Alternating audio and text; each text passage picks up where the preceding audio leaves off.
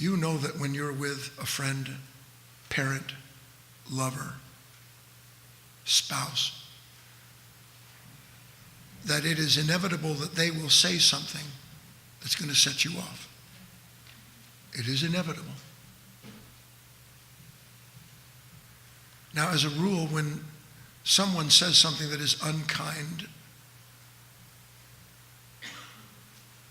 cruel,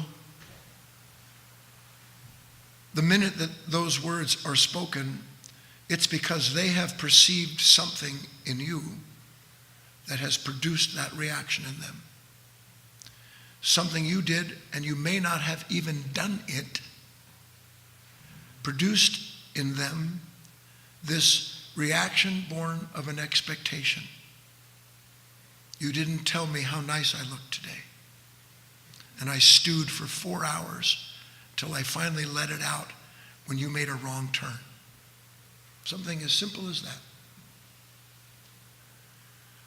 When you understand, which you can only understand in one way, your true state of helplessness, you will understand without having to think about it, the person said what they said because they were helpless in that moment to their own reaction. They could not do otherwise.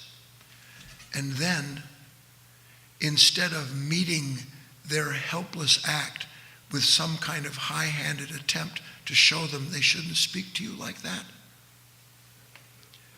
you deal with your own helplessness.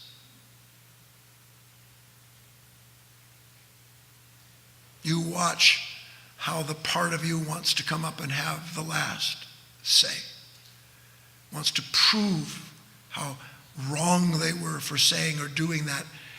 And if you will meet those moments with the wish to see your own helplessness instead of blame the other person for theirs, that person that you no longer punish gets to see that they were helpless because you are no longer a codependent in the darkness that follows any of those conflicts between each other. Do you see that?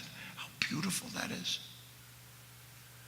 Then your life has meaning, and you give the other person a possibility to discover a new meaning because you were new. How are you new? You didn't act out the will of that helpless nature. You saw it instead. And that transcends that in you and eventually in your relationships with people.